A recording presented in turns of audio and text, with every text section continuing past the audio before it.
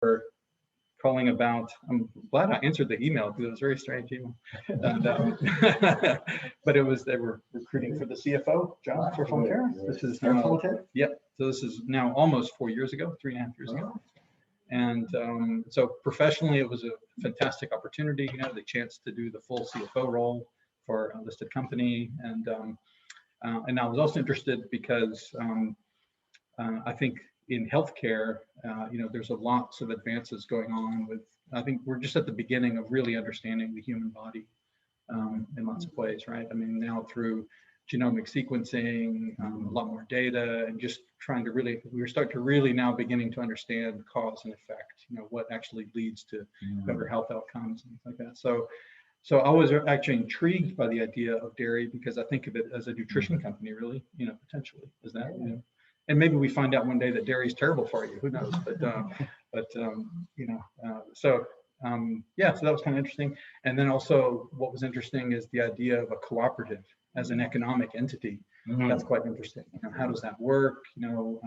Like in Baha'i principles, there's lots of talk about profit sharing and these sorts of concepts. And so a cooperative in many ways is that, right? It's the suppliers owning the processing part of this, so going further up the value chain. And so I was really curious, how does that actually work? And Fonterra is I think it's a leading global example actually of the co-op, quite sophisticated example. And so that was interesting. And then of course the idea of working for an enterprise that's just so important to a single country. That felt like a once in a lifetime experience. What an opportunity. So that's what it's been. And so we had the family meeting, I remember the family meeting with the boys because we couldn't really consult with them very much. We had to kind of pop it to them. So family meeting, and they knew what that meant. So they came in, okay, Dad, where are we going? We moved around so many times, And so I made them guess. They had to try to guess where we were going. And so they were like, "Oh, we're going to America." And we're like, "Nope. No. We're going back to China." Nope. And it just on and on. Japan, no. But they could not guess New Zealand. So after about 30 minutes, I was like, "Okay, guys, enough guessing. We're running out of countries. It's New Zealand." What? Where's New Zealand? But it's been a fantastic move for our family. We're so happy that we came, and it's been really, really transformational move for the family. I mean, professionally, of course, it's been fantastic, but for the family. So it was right around the time where by then we had the 3 boys, and so the oldest, Luke, was just about to start university, and so he was going to go to the U.S. for university. And so as he went to California, we went the other direction to New Zealand. And so Alexander Nicholas came with us. And, one of the beautiful things about coming here is the community. The Baha'i community is a very strong community. And especially for young people, for youth, there's so many good role models and examples. And we'll talk about it now, about some of the negative dark forces that are out there in the world, pulling at us. And so when you're in those critical ages of, between 12, 13 years old and 20 years old, those are critical periods. And so, and they were pulling at them, I can tell you, in Switzerland, kind of quite a materialistic place, and, all those things, not immune from those things, those forces. And so coming here, seeing some really good examples and role models, it's been fantastic, I think, for them. And so as a parent, that's your biggest worry, is that your kids do well, and that they prosper, that you surround them in a community. That's to say, it takes a village to raise a family, and it really does. Certainly a lot easier, and especially if the village is healthy and good, then it's a lot easier. Thanks, Marc. Is there any from introducing you? It's just that as a big shot executive in New Zealand, you're under scrutiny by the dairy farmers. They watch your every move. I hope this is a friendlier audience. Because the dairy farmers depend on him, for their livelihood, and their future. So we depend on the dairy farmers. Great to have you. Wonderful answers. I learned so much. I didn't know all of this about you. Only know one thing, maybe the rest is about the Johnny Cash story, but that's another story. It's another fireside. But welcome everyone. I think we have our Zoom audience here, as far as I can tell. Welcome to you all. Well, this is episode number 4, as I said, and our topic tonight is something like living a materially and spiritually coherent life. What does that mean, and why does it matter? I think the attitude towards money is an important topic in religious and in society among all generations, you know. And so actually there are some extremes of that in some believers of religions. They even believe that, you know, the poverty was a virtue, like the Franciscans, you know. And still this attitude is true in many parts of the world, you know, and also on the other hand, and the wealth is an evil, you know. So I think in a modern society like us, you know, if you talk about the spirituality, maybe often we think about we have to withdraw from the world, maybe, and go to travel to India, you know, like the Beatles did, or Steve Jobs, to find ourselves, or that's maybe a sense of spirituality. And so you can't combine, or you can reconcile the sense that you can have a normal life and you actually have a spiritual, purposeful life. So I think that topic intrigued me, and I know we had some discussion about when we were preparing that material. So I thought it's appropriate, you know, that talk about that. Of course, there's so many dimensions of that we can talk about, but you're the speaker. Thank you for joining. And so I think our Zoom audience can hear, and later when Marc finishes, then we can have a discussion and question and answers. All right, very good. Well, thank you, Kamal. Move away from. Oh my gosh, no, you should be. Okay, all right, we're good there. Hello, Zoom audience. Thank you all for joining.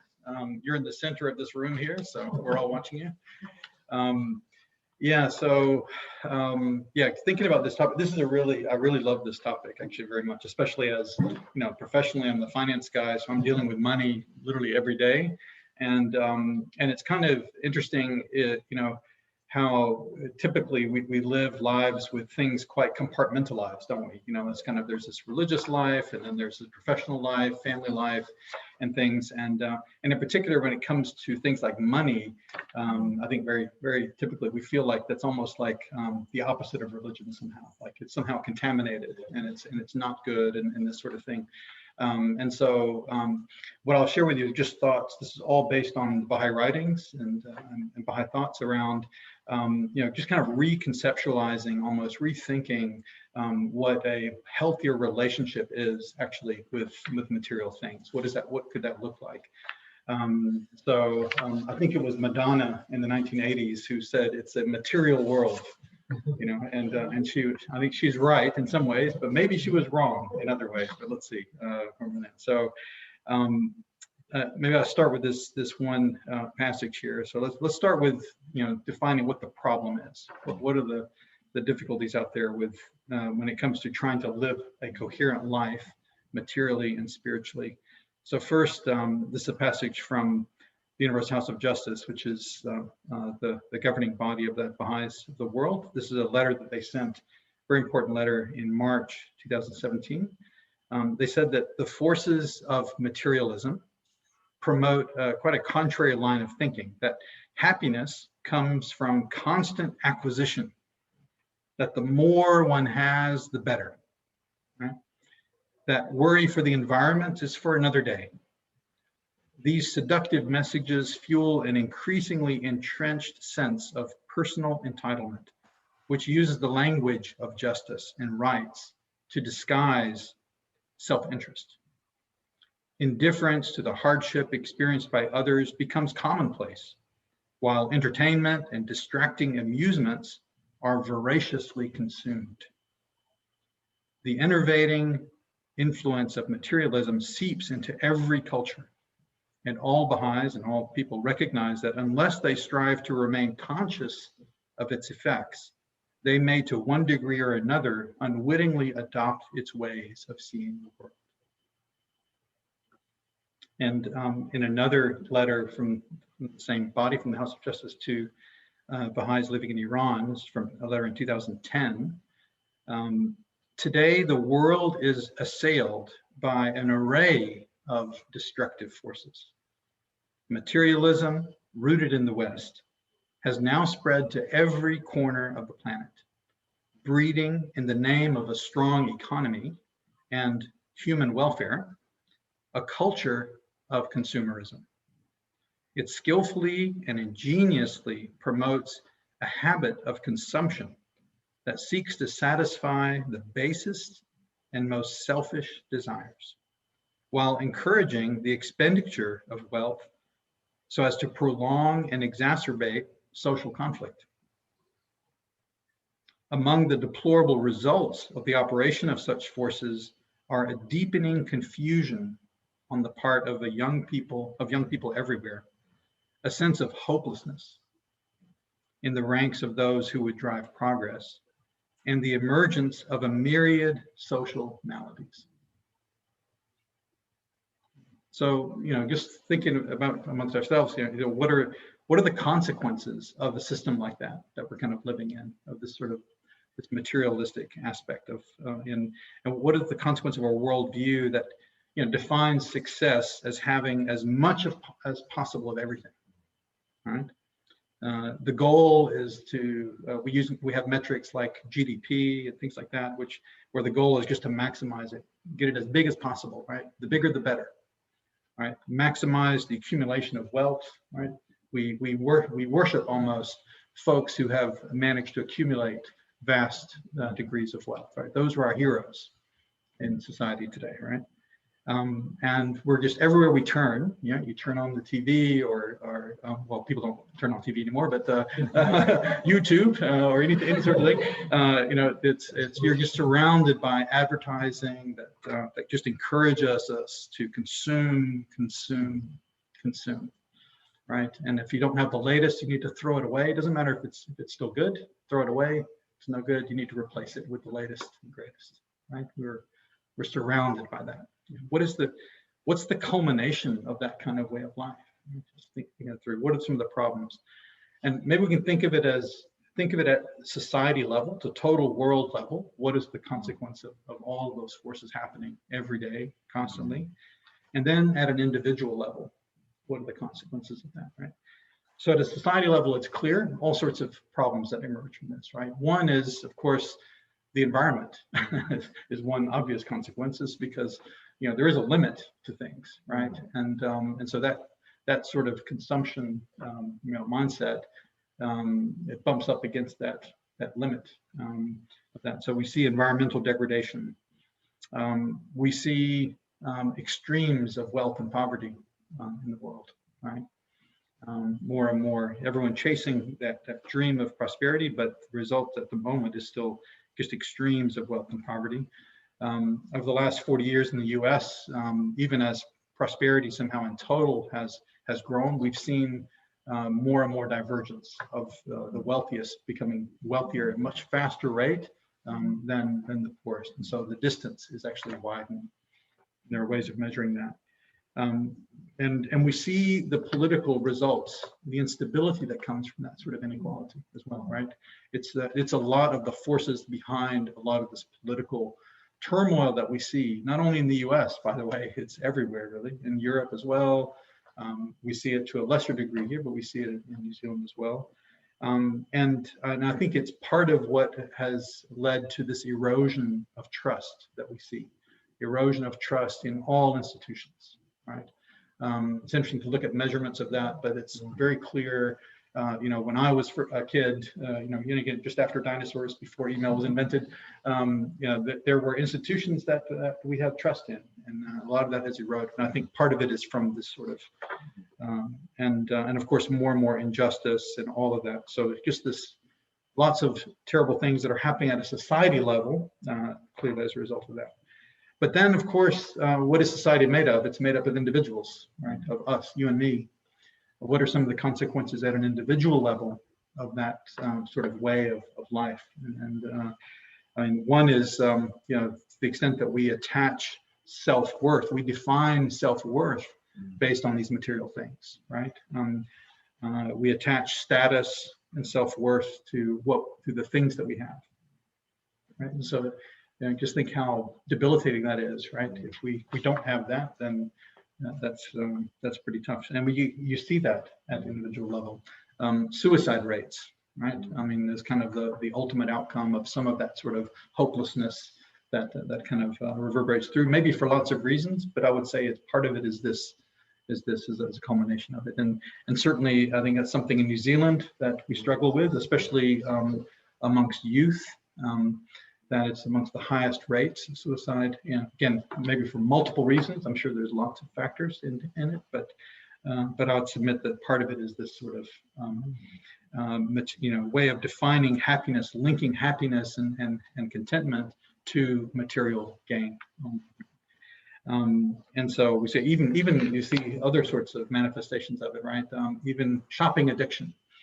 I think I've seen stats like 5% of the U.S. population at least is really like to the level of addiction to shopping. That if you're having a bad day or not feeling well, the way to make yourself feel better is go online nowadays and buy some stuff, and it gives you a burst of serotonin, a burst of happiness, right? But of course, it doesn't last very long, right? Because we understand that that's not retail therapy. Yeah, exactly. It's literally, that's a term. That's a way to do that, right? So good news for some businesses, but again, what's the effect of all that? And ultimately, it's that emptiness and deep dissatisfaction that's there. But so lots of bad stuff that's there. That's kind of the problem. So that's the depressing part of the talk. Now, what does that mean? Does that mean that we should throw it all away and go to what you said, sort of what some of the ideals of some past religions were, of a life of asceticism and let's live in a cave somewhere and put it all away? Is that, should we go the other extreme? And of course, that doesn't seem to make sense either, right? That doesn't make sense. That's right. We shouldn't go to the other extreme either, right? There's also lots of good things that have come from material progress, right? In the world. I mean, look at there's actually one manifestation of some of the good stuff is this is find it, life expectancy. Here's an interesting chart on life expectancy in different countries since the 1500s. Right, so I'll show the Zoom audience. Okay. So and in the room here, so since basically the mid 1800s, you see this massive improvement in life expectancy really across all countries. And so maybe that's kind of an ultimate measure somehow of some of the good that come from that material prosperity, right? Scientific advance, we understand things more, but also that we have look at this beautiful home that we're in. I mean, this would not be possible without material progress, right? For all those factors. So there's certainly good things, lots of good things that come from that. I'll pass it here. You can pass it around, that come from that kind of quality of life. There's scientific advances. We can travel around. Now at the moment we can't travel very easily, but we're kind of sent back to our rooms for a while to think about things. But under COVID, but certainly in principle it's possible. And with technology like this, Zoom, you guys, let's see, Josiah, you're dialing in all the way from Gisborne, which is cool. So that's pretty neat. That certainly wasn't possible not too long ago. So lots and lots of good things that come from material progress as well. So again, the question is, how do we reconcile these two things, right? These two extremes. How is it possible to bring these two extremes sort of into balance? And is it possible to live a life that's coherent, both materially and spiritually, right? And as we think about it, as we see if we go deeper into the root of some of the problems that emerge out of it, then you see that really the root is this is a spiritual problem that we face, right? So it's really about our attitudes and mindset towards it, which is really about some of the moral and spiritual choices that we have to make, which is the key to, I think, bringing this into balance. And so I think, then we have to really go into investigating, this spiritual side of things. What is the spiritual reality actually of who are we really? Are we just material beings? Are we, just sort of sacks of flesh, and we're here for a few years and kind of that's it? And so, it's just about trying to accumulate as much as possible, or is there something more, something deeper? And I think we all know, and that you're even here coming to the talk probably suggests that you're interested in that and suspect that as well, that in fact we are. And so certainly the bio writings would say that that actually we are spiritual beings, right? That we are souls with bodies, not bodies with souls. And that you know, if there's any purpose and meaning to this life, it is about during our lifetime to acquire and perfect those spiritual qualities that are there. That's part of how we've been created. And so yeah, qualities like humility, patience, unconditional love, generosity, honesty, trustworthiness, etc. And so this time that we're alive and you know, all aspects of our life is actually kind of a classroom. It's a chance to really perfect those qualities and bring them out, you know. So so when we if we think of it that way, and there in, you know, some of the writings talk about this, you know, that you know, this material world. So this is where Madonna may not be completely correct, right? She said it's a material world, but the writings would say actually this is actually the world of illusion that we're in, and that the spiritual world is actually the real world. Okay, so hang on for that. I mean, we get, that's a whole other fireside. We get into metaphysics and physics, which you know, but let's see. But just a couple of hints from the writings around this. So one from Baha'u'llah, he wrote, "The world is but a show, bearing the semblance of reality. Set not your affections upon it. The world is like the vapor in a desert, which the thirsty dreameth to be water, and striveth after it with all his might, until when he cometh unto it, he findeth it to be mere illusion." Okay, interesting. This material world maybe it's illusion. We think it's real, but maybe it's not. Interesting. And then another place, his son Abdul-Baha wrote, "Know thou that the kingdom," okay, the spiritual world, "is the real world, and this nether place is only its shadow stretching out. A shadow hath no life of its own. Its existence is only a fantasy and nothing more. It is but images reflected in water and seeming as pictures to the eye." Okay, interesting. And then elsewhere, of course, we're reassured that, you know, that we are spiritual beings and that we've been created with nobility as part of our creation, right? So Baha'u'llah wrote in one of the hidden words, "O son of spirit, noble have I created thee, yet thou hast abased thyself. Rise then unto that for which thou wast created." Right? So we are spiritual beings, what the writings assure us, and that we have this inherent nobility. So it kind of hints that there's a higher self to us. You know, there's a higher reality that's part of who we are, and so somehow that's maybe the key to maybe give some purpose and meaning to this experience, is us trying to discover this higher self, this more noble side of who we really are.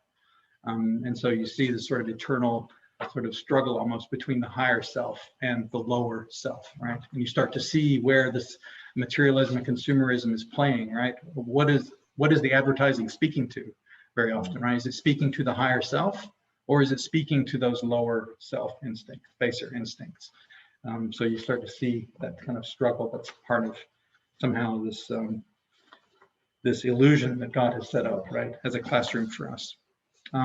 So then we can think about this world, this material world that we're in, as kind of a cool arena or classroom in which we can experiment and learn and try to strive towards perfecting this higher self side of ourselves.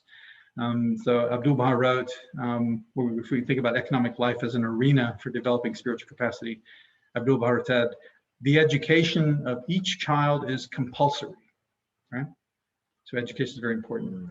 In addition to this widespread education, each child must be taught a profession, art, or trade, so that every member of the community will be enabled to earn his own livelihood. And then this part is very powerful, I think, where you start to bring this coherence, okay? This is the start, a hint at bringing these two aspects of our lives together. Work done in the spirit of service is the highest form of worship. Now that's incredible. I've never heard that in religious history ever. maybe it's there, but it's not been that obviously stated. And isn't that fantastic news, right? So again, this kind of stress that comes from compartmentalizing, you know, like when I'm at work, somehow that's unholy, and that's you know, not, I shouldn't spend too much time there because it's not good, and therefore I should minimize that and do whatever, or feel guilty about those sort of things. You know, wouldn't it be amazing if we actually bring these aspects of our life together in a coherent fashion? And so that's the key to it, right? Is suddenly it is possible that work, you know, our professional lives, if done in the spirit of service, can be elevated to be the highest form of worship, not the lowest form of worship, not kind of like worship, but the highest form of worship. Isn't that interesting? I mean, that's unbelievable. That I've never seen that before. That's quite a novel idea. But of course, it's with the caveats, right? I mean, it's with that caveat. It's not just any work, but work done in the spirit of service. You know, and then you have to start to think about, okay, what does service mean, et cetera, right? There's I'm sure that's the strings that are attached to that little phrase, but at least there is suddenly hope that we can bring these worlds together a bit more coherently. So the Universal House of Justice wrote in this, back to the same 2017 letter, exploring this a little bit. A foundational concept to explore in this context is the spiritual reality of man. In the revelation of Baha'u'llah, the nobility inherent to every human being is unequivocally asserted. It is a fundamental tenet of Baha'i belief upon which hope for the future of humankind is built. The soul's capacity to manifest all the names and attributes of God, He who is the compassionate, the bestower, the bountiful, is repeatedly affirmed in the writings. Economic life is an arena for the expression of honesty, integrity, trustworthiness, generosity, and other qualities of the spirit. The individual is not merely a self-interested economic unit, striving to claim an ever greater share of the world's material resources. Man's merit lieth in service and virtue, and not in the pageantry of wealth and riches. And further, dissipate not the wealth of your precious lives in the pursuit of evil and corrupt affection, nor let your endeavors be spent in promoting your personal interest. By consecrating yourself to the service of others, one finds meaning and purpose in life and contributes to the upliftment of society itself. So suddenly that's the key, right? That's now the hint at how we can bring these two worlds together. This was from a letter from the House of Justice in March 2017. And that very last sentence was from the House of Justice, formulating this based on Abdul Baha, who was the son of Baha'u'llah, wrote an amazing treatise in the 1870s as almost a love letter to his homeland of Persia, around how to build a good civilization, right? This is from his treatise, The Secret of Divine Civilization. And there's lots of beautiful gems in that one. I really encourage you to check it out if you can study it, because it's totally relevant for today too. It's really like a recipe. So within that, there's this little gem. Abdul-Baha said, and the honor and distinction of the individual consists in this, that he among all the world's multitudes should become a source of social good. Is any larger bounty conceivable than this? That an individual, looking within himself, should find that by the confirming grace of God, he has become the cause of peace and well-being, of happiness and advantage to his fellow men. No, by the one true God, there's no greater bliss, no more complete delight. So it seems that the key here is to learn to harness the material to advance the spiritual, to teach the higher self to control the lower self, for us to become mindful about how we are earning wealth and how we're applying those spiritual principles and justice, and to be mindful of how we expend our wealth, right? So we can think of every economic decision as a spiritual decision, right? And that we can learn to align through that our economic and material lives with spiritual principles, and that's really the essential, key to living a coherent life, and perhaps through that a path to get to true contentment and fulfillment. So elsewhere in that same book is so again kind of this idea of we should feel really guilty if we have money, right? Okay, that's kind of what we're kind of taught. So here the writings are quite different from that. So there's a passage in that same Secret of Divine Civilization where Gilbert says that wealth is praiseworthy in the highest degree. Okay, but there's strings attached. Again, sorry, there's strings attached. It didn't stop there. It didn't just end. That would have been, you could read that far, but there's a comma, and then it says if. Okay, all right, now here's the string. Okay, wealth is praiseworthy to the highest degree if it is acquired by an individual's own efforts and the grace of God in commerce, agriculture, art, and industry. Okay, it still has, now there's more, another comma, there's more strings, another string here. Okay, so one is it has to be through your own efforts in all those different fields. Second, and if it be expended for philanthropic purposes. Okay, so suddenly we have to think about how we have acquired the wealth. And then we also have to think, secondly, about what are we using the wealth for, right? So it's a means to an end, not just to acquire and amass wealth, but it's for a purpose. Right? So then the purpose matters. Okay, interesting. And then above all, if a judicious and resourceful individual should initiate measures which would universally enrich the masses of the people, there could be no undertaking greater than this. And it would rank in the sight of God as the supreme achievement. For such a benefactor would supply the needs and ensure the comfort and well-being of a great multitude. Wealth is most commendable. Another string here, next string.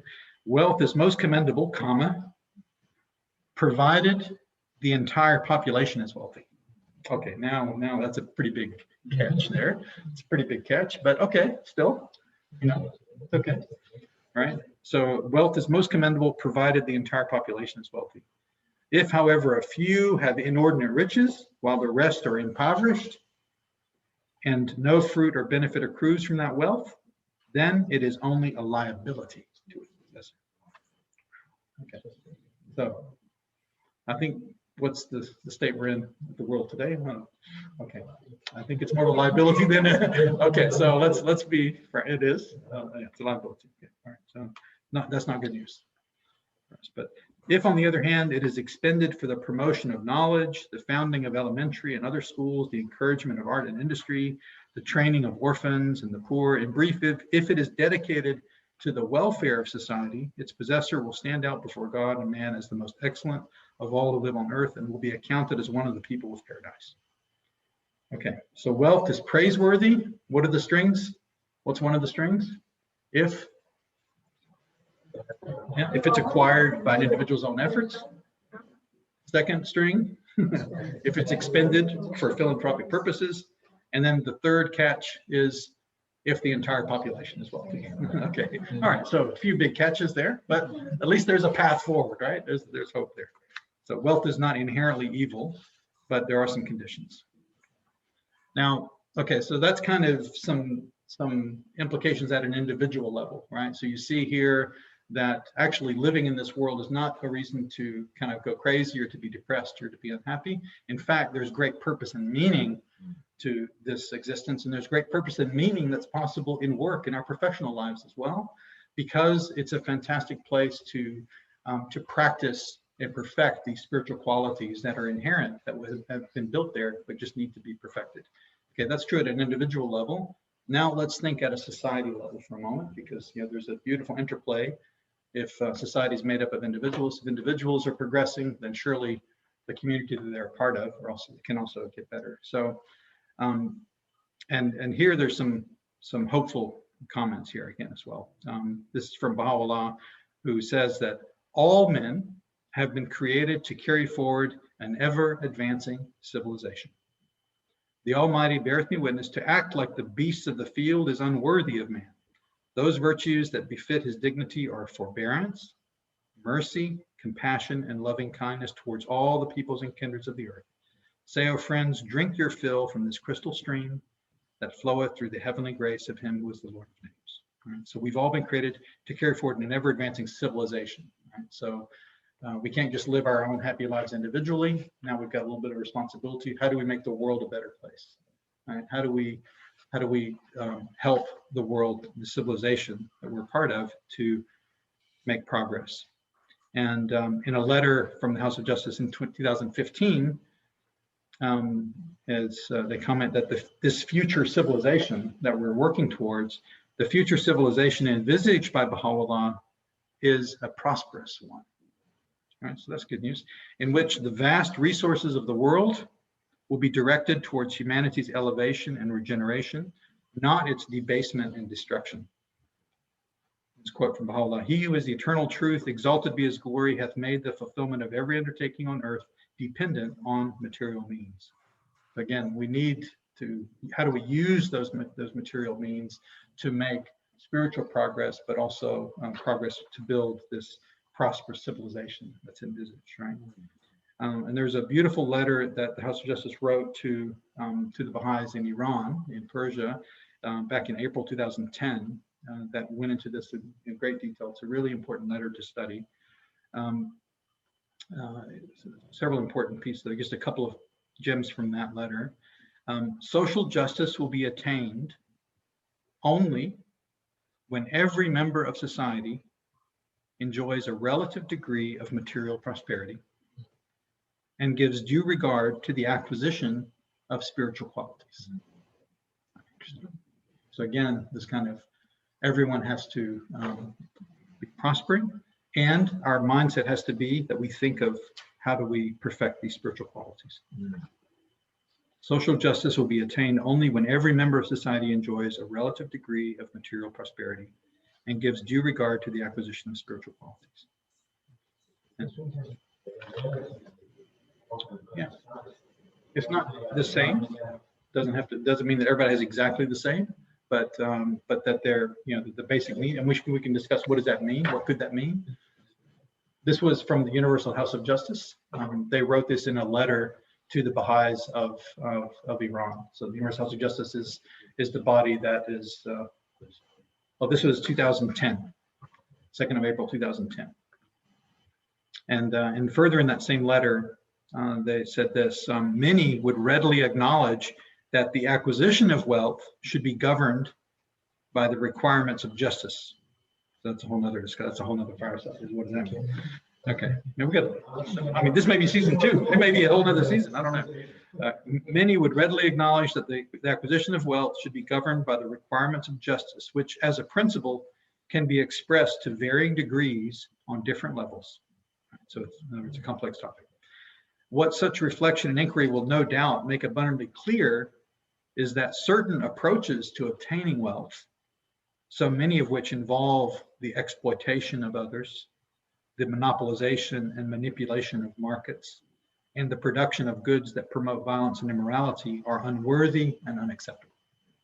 Interesting. So again, we have to look through this lens and really ask, what are the things that we're doing? What is the work that we're a part of? That's important.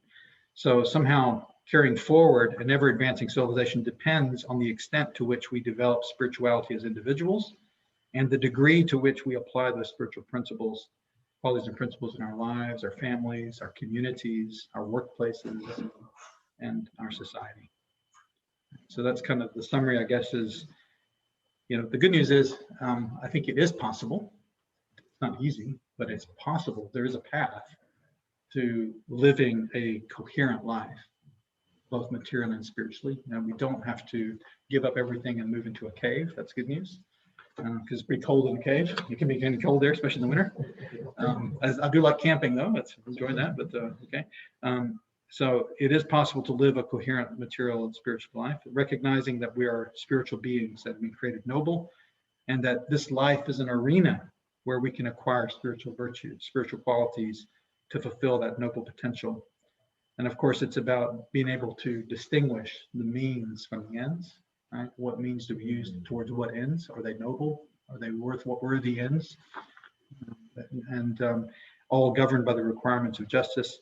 And by doing that, to the extent that we're able to do that, we can make not only ourselves better, but we can make the world around us and society around us better and into a more prosperous, coherent, sustainable, ever-advancing civilization, which will be an even better place for future souls to come in, right, and develop, and it goes on and on.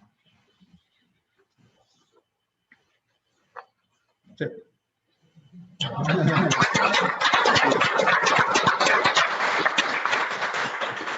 That was there is so many fascinating points, that, as you said, you don't have to require several flashcards. I just want to get invited back. That's, I think. But really, I think we can leave it for questions. A couple of things that really attracted my attention. It talks about the notion of a decision between nobility. That everyone is actually created noble. I often think about it that especially young people are under tremendous pressure to prove to someone, to society, that they're someone. They go through all this social media, that they depend on, truth. But if you really believe that you are noble, you don't need to do much, Just even these virtues or qualities that people have, that's enough. And you don't have to be noticed by others, to be noble. I think these are fascinating things, and the question of liability of the stream of the famous economist, Jeffrey Sachs, has written the book End of Poverty. The University of Columbia economist, Colombian, and he advises government. And in that he argues that same thing, that actually extreme wealth is actually deterrent to the people, the owners of that wealth. Yeah. So and just come across it's a liability to the. Anyway, that was my 2 cents. But it actually stimulated so much thousand questions. Yes, this is including the Zoom audience. Key word they use, Mark, is education. The role of education. The key word is education. The key Word word is yes. Absolutely. And because there's good wealth and bad wealth, so the points you brought up were excellent, but it still comes back to education. Yeah, totally right. Yeah. So the comment was that the key point is education, right?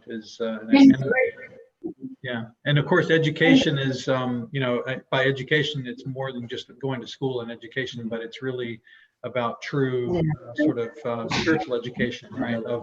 And what is the source of education, right? It's studying the holy writings. It's meditating and going deep on each of those things. Hello. Hello. That's Troy. Is that you, Troy? Yes. All right.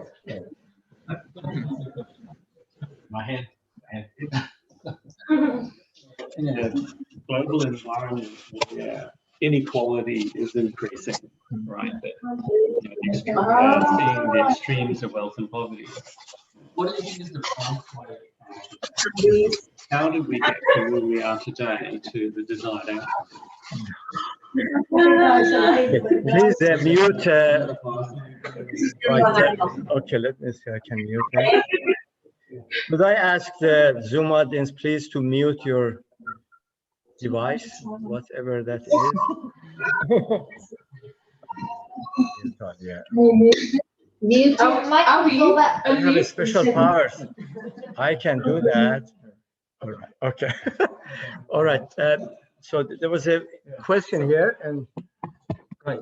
So the question was, how do we? There's so much inequality in the world, and so what would be a pathway? I mean, maybe open to everybody here. What's the answer?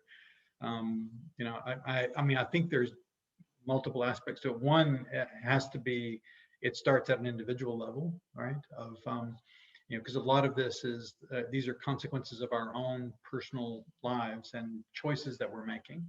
So every day we're making economic choices, and so the more that we can bring our lives and our decisions and everything that we're making into line with those spiritual principles, then we're either contributing to that inequality or we're helping to alleviate it somehow, right? So certainly, I mean, it's a drop in the ocean, I'm sure, and it's and all of that, but I think that's something that's got to be one aspect of it, is that. But surely that's the process that we're on, right? I think globally we can see just the instability that comes from that inequality. I mean, it's there's the way of measuring it is this Gini coefficient, which is a way of measuring the extremes. And I think by some historical research, you'd see that once you reach a certain point of inequality, that usually that ends up in some kind of problem like war or some sort of revolution or some sort, right? So if we don't do it, then maybe those forces, it's kind of like the laws of physics. If you build a bridge that defies the laws of gravity, eventually that law of gravity will catch up to it. And so maybe there's an aspect here where that is self-correcting. If we keep defying these spiritual laws, then there will be a consequence to them, right? Just kind of naturally. And I think that, so I guess the challenge for us is how do we kind of make things progress before it results in something as awful as that. Let's hope it doesn't come to that. But yeah, I don't know. Yeah.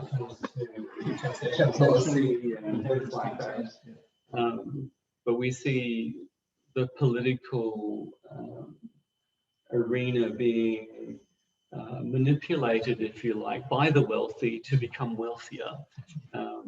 So yeah, the prognosis is not good unless there's a real change in the way we view humanity and the way we value a more, we value a system which eliminates poverty and extremes of wealth. Role for sort of light is the best antiseptic as well. How do we, as part of all this, there has to be, how do we actually restore trust in institutions, which is part of what's been eroded, right? Because we see that it's obvious that that the powerful, the wealthy are able to have so much influence, and that at some point, it leads to the worst thing of all, which is just sort of apathy and people giving up almost. And and then you can see again the consequence of that. So it's so even form of government. How do we how are these institutions kind of put into place? How do you how do we restore and improve trust? There's a role of philanthropy. Yeah, I'm sure. I mean, again, it's probably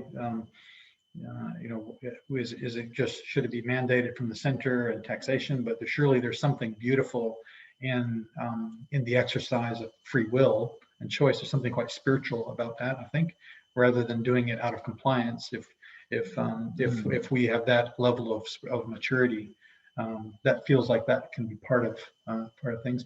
And we do see some examples of that. I mean, people have different opinions about folks like Bill Gates and things like that, but I think that's quite a really good start. I mean, some the Gates Foundation and the sort of going around and getting billionaires to sign up to get to promise to give away their fortunes. I mean, I'm sure it's a what role does it play? But that's something to that.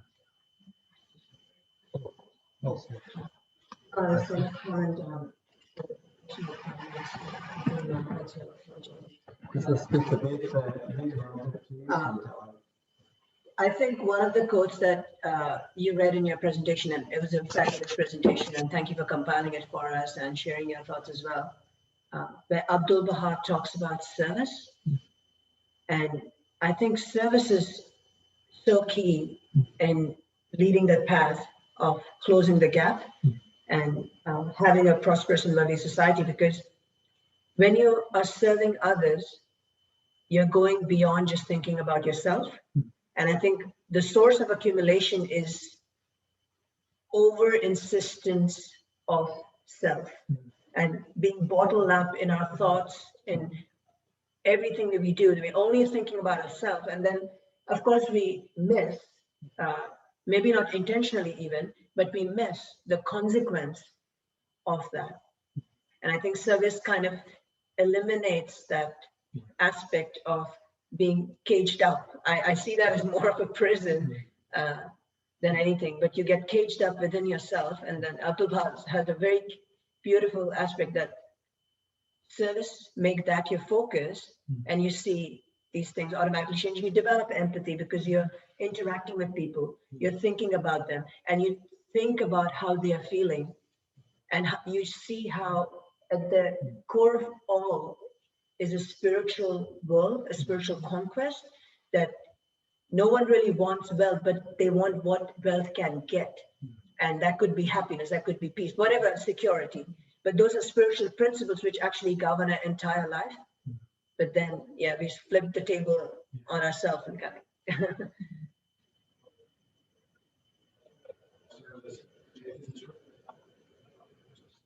That's good.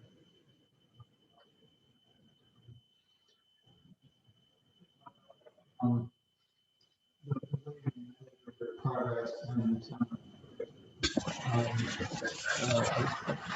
you know, like we have these really rough measures, like GDP, for example, is this proxy. It's you know, it's meant to be sort of an approximation of progress and creating value, and so something I've been thinking a lot about is like, you know, what are, you know, are there better measures of that? How do we because it's capturing a whole bunch of stuff that's not arguably not very valuable stuff, right? It's just like, in other words, the more we consume, the more we make, the more those that we respond not to service but to selfish desires, that number can really be inflated and looks bigger and bigger. And so surely there's something, but still the principle of it, the underlying principle is correct, you know, that the more, it's basically productivity is output divided by input, right? So now it's a question of how do we define output? You know, if we can define it holistically, comprehensively, like again, all the things that we would, if we were to describe what does a prosperous, sustainable civilization look like, you know, how do we go from there towards that? We would probably list all kinds of interesting things around that, but surely that's part of output, you know, that life expectancy, quality of life, you know, surely those would be elements of output. But then, and an input is also important because there's also a lot of nobility, and I'm, as a finance guy, I'm happy to think of it this way, is I think there's a lot of nobility in being efficient as well, right? Being wasteful is not something that's good. Surely, right? And so, yeah, so, and that's basically what that is, right? That's the true measure of creating value, of true value, is how do we define that output, and then how do we define the input? You know, environmental, natural capital, human capital, all of those things are all part of the input that go into creating true value.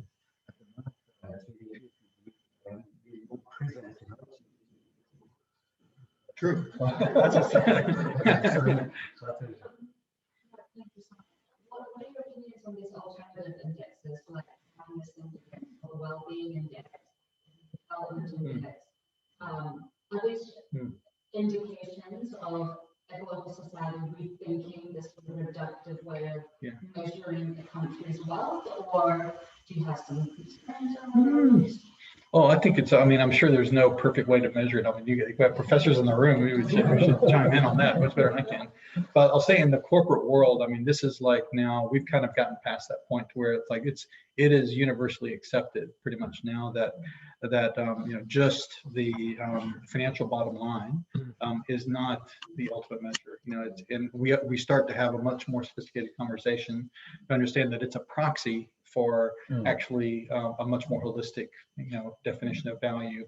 So triple bottom line or whatever. There's so many different ways to kind of approach that. Balance scorecard, all this kind of that kind of stuff.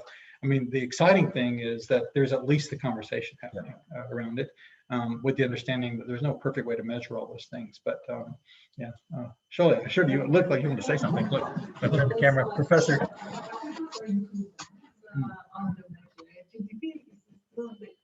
To calculate, and there's less debate over the values of things, but it is very perfect. I agree. And the example, if you buy more guns, it goes up. If you have more prisons, it goes up. So if you destroy a whole building and rebuild it, it goes up. So it's not perfect. But when you look at countries, the ones that have a higher GDP usually have a higher standard of living. So in that sense, it's correlated with the higher standard of living. And having those extra measures of happiness and so on broadly, and like health measures, life expectancy measures, and so on. Those are improved. But I have made an observation. I think something that you read also made me think, the reading about this life being like a shadow and being a reflection of what our higher self or our spiritual entity really wants to happen. And it made me think of, sort of like avatars for our higher self or our higher spirit in this environment. But then the avatar also has some basic instincts and some, some special forces, and instincts in particular, I think, that guide it. So this understanding of knowing when it is our higher self that we are, leading to or obeying, or when it is that we have come down to the lower safe side. I think it is a part of our understanding on a daily basis to see when it is that we have been able to rise above, and when is it that the avatar has taken over somehow. Thank you. I think having that reading made me think about this, and I'll think about it more. Has anybody seen the movie The Matrix? Yeah, true. Okay, I'm not going to recommend seeing it, but it's pretty good. Yeah, it is. But there's something to that sort of concept that sort of is what's hinted at almost to this, like, and maybe there is something to it, right? I mean, that know thou that the kingdom is the real world, this nether place is only a shadow stretching out. A shadow hath no life of its own, its existence is only a fantasy and nothing more. It is but images reflected in water and seeming as pictures to the eye. Yeah.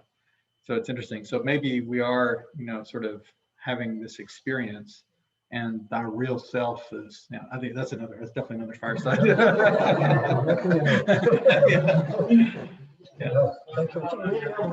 So really honest. This is the contingent world. And contingency means that something else is real and you are a reflection of it. Oh yeah, so I was just thinking about some of the books that you shared from the whole art and the House of Justice, and in some ways they remind me a little bit of principles that you might find in Marxist and socialist sort of principles, ideologies. Like what do you call it? When wealth is commendable, it's only commendable if everyone has the wealth, and also. Okay, so work is the highest form of worship. That's like the workers of the world unite, or something like that. Something like that.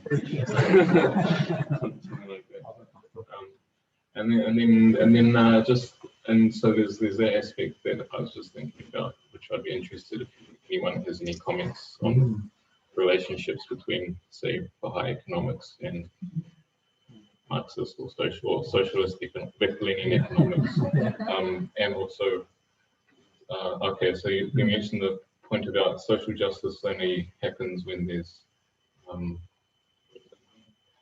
some basic level of prosperity for everyone, and also when everyone strives to develop their moral, virtuous character or something. And then I was thinking about, because recently I was studying some political stuff about how states and nations develop along a trajectory from sort of authoritarianism towards democracy.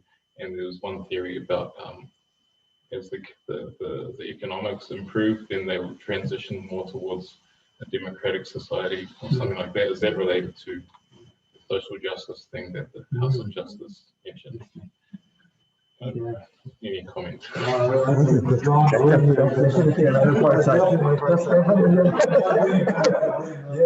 Yeah, we should talk about that next time. I think the only thing I'd say is that there is no ism that describes what Baha'u'llah's ideal is, right? That exists today.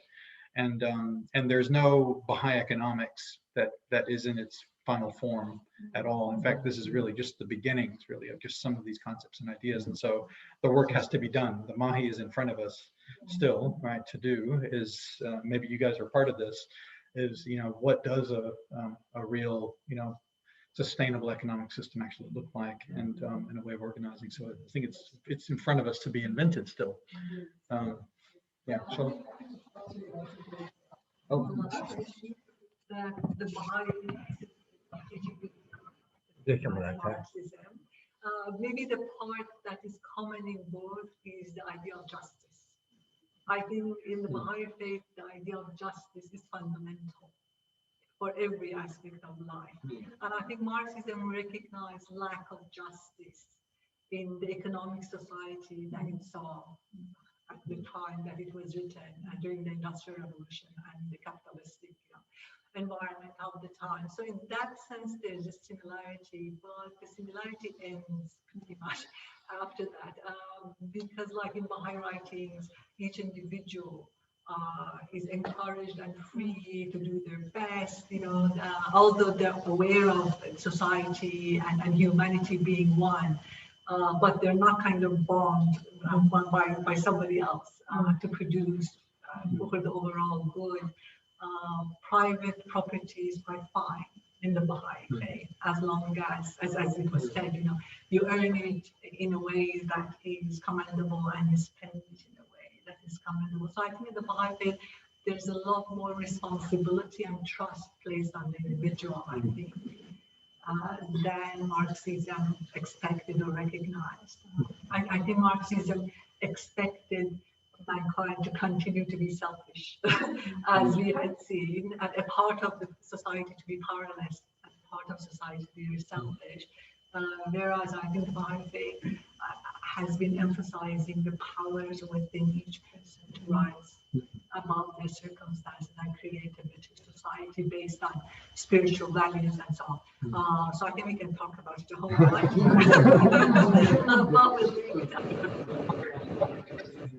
Capitalism, and also it's sort of there's sort of this also this basic fundamental misunderstanding, actually, even of Adam Smith, that man is this economic animal somehow that is also inherently selfish and only wanting to maximize utility and that sort of thing.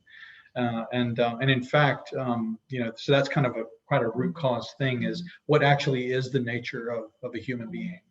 Who are we really?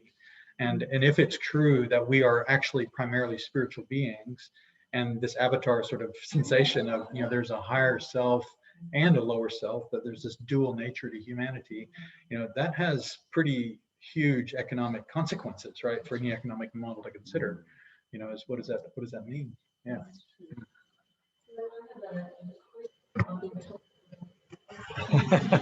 Oh God. So in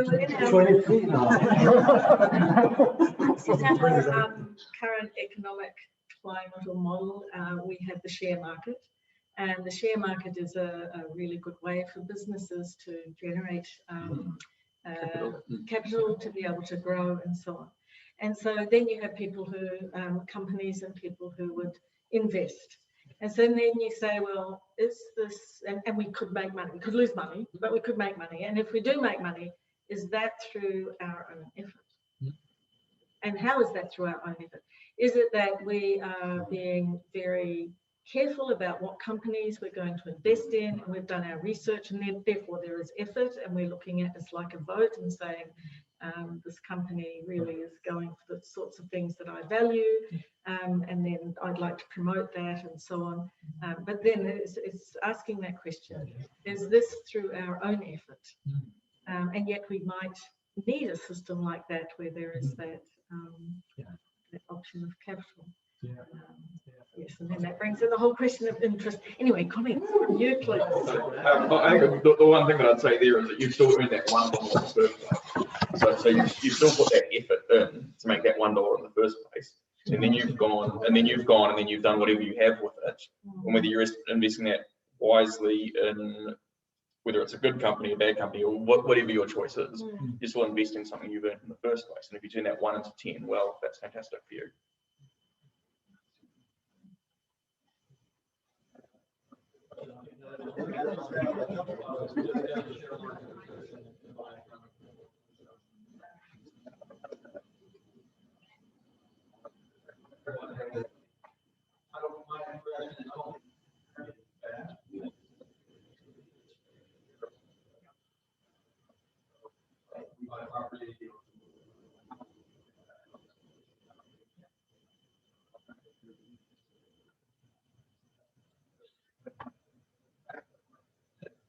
Allows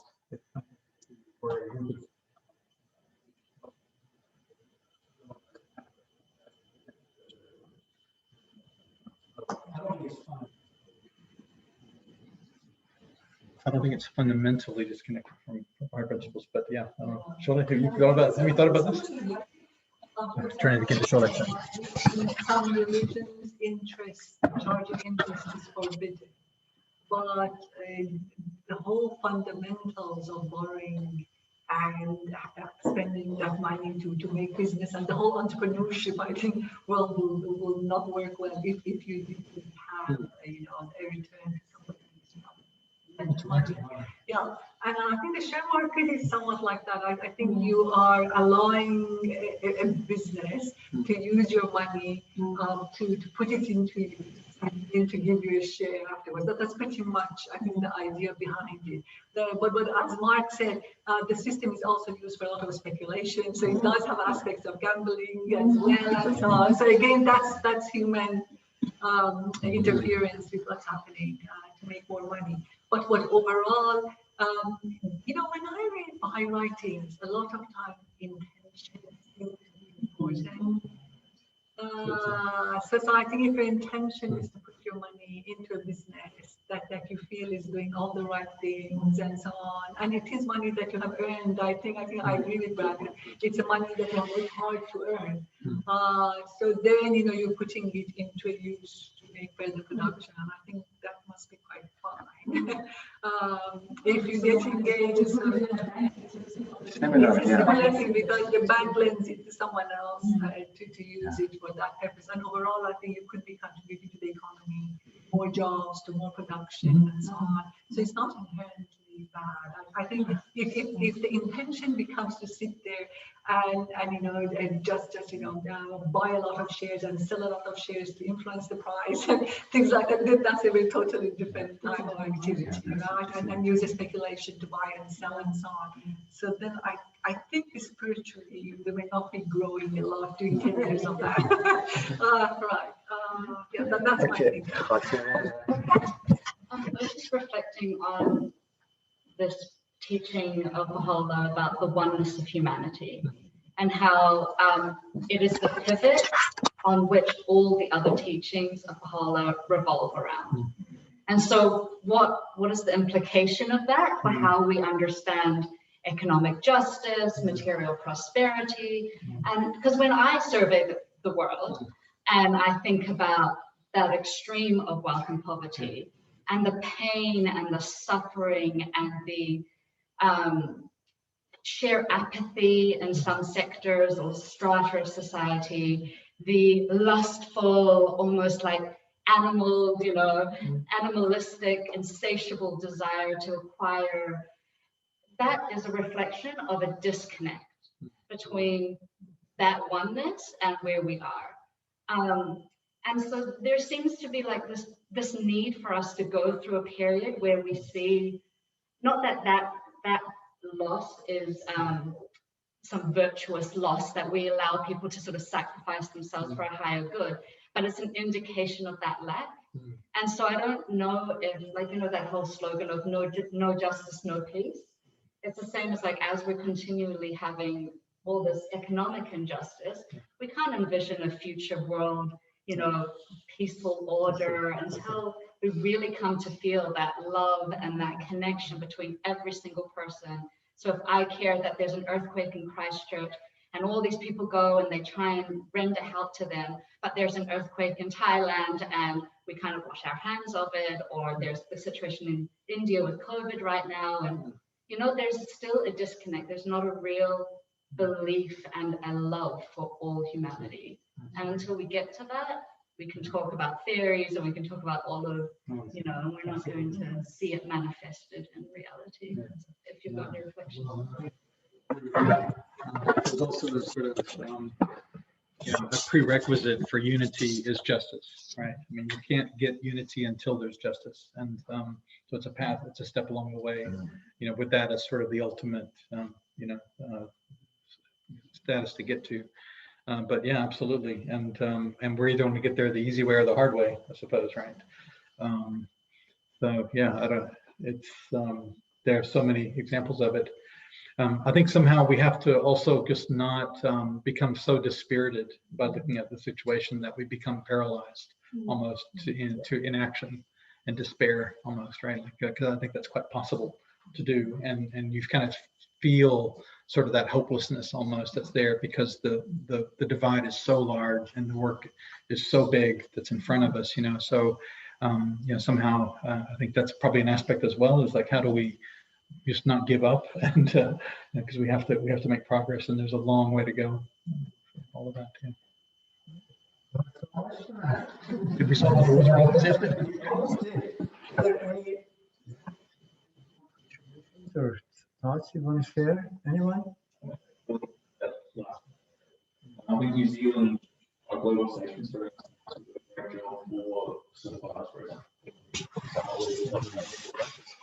I guess what I would say is this may sound harsh in a way, but I'd say almost in a way that for a country like India, I would almost argue it's not our responsibility in a way. Like obviously, yes, if there's things we can do, yeah, sure. But I would say that where we are in the world and our size in the world, that us providing aid to Fiji, some of, you know, the Pacific Islands, I feel like that almost makes more sense rather than us doing, because no matter what we do, we're not going to be able to massively affect things in India due to the size of the different countries. There's a quote from highlighting that the nation of the world is accomplished through fewer good deeds and commendable conduct.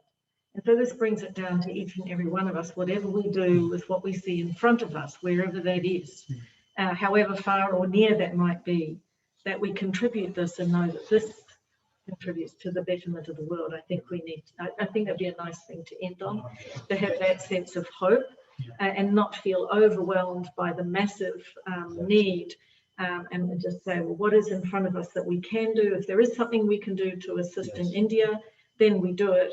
But if it is that it's closer to home, that is what we are able to do, then we do that. And that feeling of love for all humanity, or that example, then is something that is spread to more and more people. And then this is what has contributed to the whole world.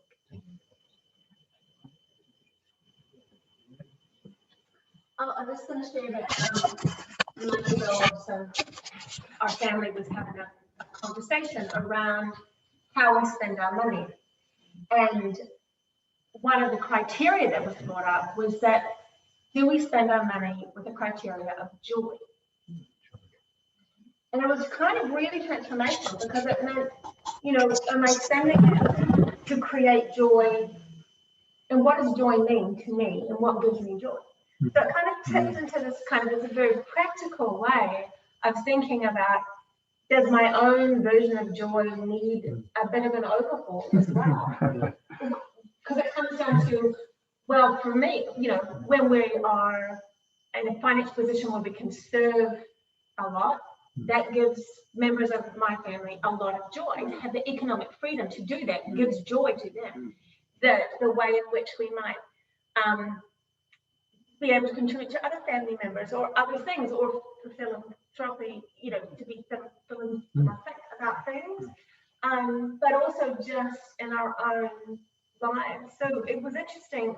Abu Bahan's quoted a lot tonight, you know, said, are you happy? I want you to be happy, and to try to define what happiness is, what are the measures by joy. So just coming back to what you were saying just before around, you know, how do we take these kind of big principles and make, what does that mean to me in my individual life? And going back to India, Fiji. You know, it's like, do I get joy from knowing that they're okay? Does that make me feel joy? And if it does, and I'm spending my money to help that happen, then I should feel really, that should give me happiness. The spending of money should give me happiness rather than be some kind of thing that ties me down. And because the problem in this culture is that we spend a lot of money and we don't seem to get happiness. So how are we doing with how we measure that? This conversation. It means that it's not too difficult to be connected to the world. There are so many charities, some of them international, like Doctors Without Borders, you know. You give them money in New Zealand and they cure a child, you know, in Zambia. So I think it's not too difficult, and as you said, personally connect with these causes. You know, we don't need to travel, you know, to this and that to do this. They can do it on our behalf. So there are different ways. So I think the options, again, it's a question of intention. William, should we finish on your on that note? Sure. Okay. So it's just so someone was brought up. Okay. So there was the point about sorry, I'm trying to remember. It was ethical. Was it moral, ethical uses of methods of acquiring wealth? Yes. There was the quote, and also the discussion about stock markets and investments, and so then I was and also like sometimes it has aspects of speculation and gambling, and so it's not necessarily. I don't know. It's arguable whether it's good or bad. But so one of the things that has become quite maybe a buzzword in recent times is cryptocurrency, and so does anyone how that works? I think it has a lot of speculation, and it's lots of like pump and dump, like it's just hyping it up and getting massive gains and then selling it off, and then there's a huge low, and then I'm wondering how much actual was it sort of true productivity there is behind the technology and the currency, and does anyone have any comments on that, whether how that relates to, say, the quote about how you should earn your money and invest your money? It's a good question. Yeah, well, what production of Bitcoin at the moment produces more greenhouse gases than the whole of New Zealand. Yes. Right? It's ridiculous. Yeah.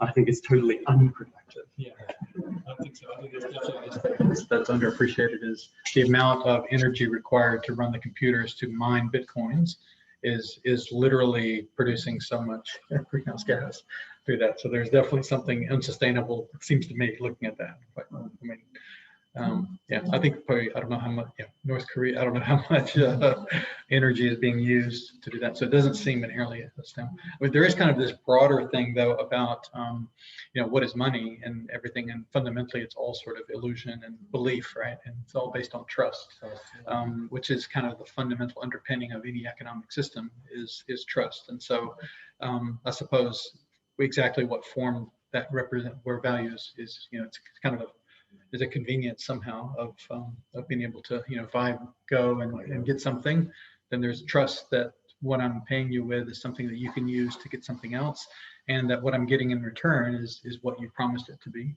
So there is this underpinning of trust that's there. So yeah, but yeah. In God we trust. Yeah, true. Yeah, so it's interesting. Any other comments on Bitcoin cryptocurrency? Yeah, exactly. Yeah.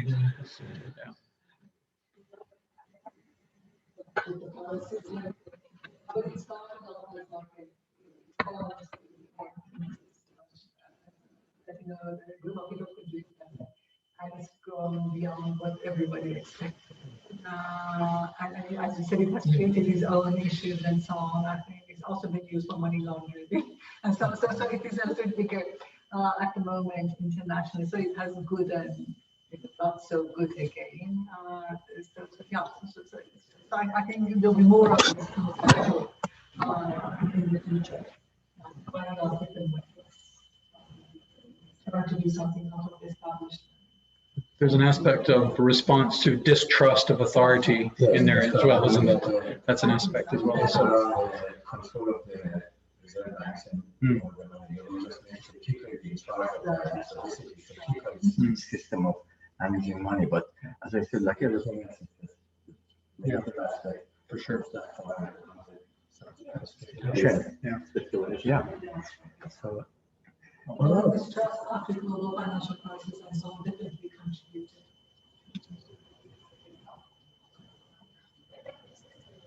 The bias doesn't yet exist. And surely we're going to see a lot of this experimentation. Sure. I think we're trying to go, there's something inherently wrong with what we've got. We don't know what it is, we don't know how to fix it, but it's just how God. Yeah. And really, when we start to put in place things that Yeah. those systems will become just a marriage. I think that's part of that tension that we're feeling is there is a need for more and more, some things to be figured out globally, some things locally, some things, that's sort of the eternal human thing is to what degree do we centralize things or not centralize things? I mean, I think that's going to be an aspect of experimenting and learning and stuff like that. And I like when Augusto was here, Klaus Lopez, who's a bioeconomist, and he was saying that we're going to get to this ever advancing, unified, government, not because we want to, but we're going to go there kicking and screaming. Because it's going to be because just out of necessity that we'll have to find these things as solutions to real problems. And so, through that, so the more interconnected we are, the more there's going to have to be some mechanisms to kind of, administer that in a just and fair way, I suppose. But exactly what that looks like, I'm not sure. I just wanted to get back to mileage, and if Miley or anyone in this room, you've got money that you don't enjoy spending.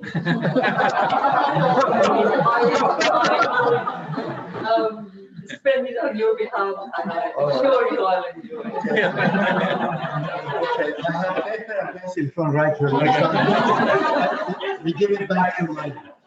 On that note, I like this note of hopefulness that you mentioned, Dory, at the end is, at the end of all these things, what we do, we have control over ourselves, of how do we live our lives in this as coherent a way as possible in line with these spiritual principles. And that requires just daily reflection and thinking. And then we have control over the communities that we're a part of, whether it's our workplace, our family, or neighborhoods, all those things. So if we can improve ourselves, we can contribute to making those spaces somehow better, then we've done it, right? Then we've done our bit to make the world a better place as well. Something I'm taking with me that I think is really important that you said, that is that we are souls with a body, right? Not the other way around. So if we really think about that, so if we are souls, so the important things are, right, the spiritual part is really important, right? Because it's what is going to be left when we just. That's it. Yeah, I take that with me, so thank you very much, because it's really important. I'm a soul, and a noble soul. That's what you are.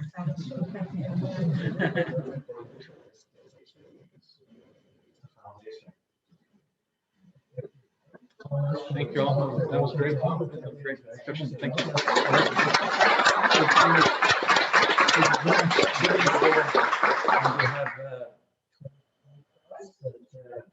For joining us. Thank you. And come to.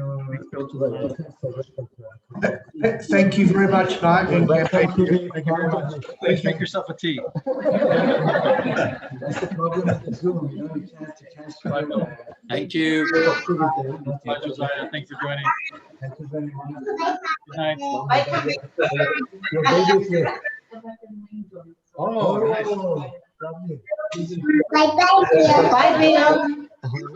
Bye. Yeah. Bye, Ken. Bye, Ken.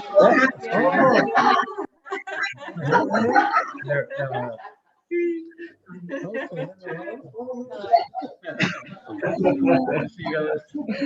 Bye. Yeah. Bye. Bye, Trina. We are not stopping the room, so we are.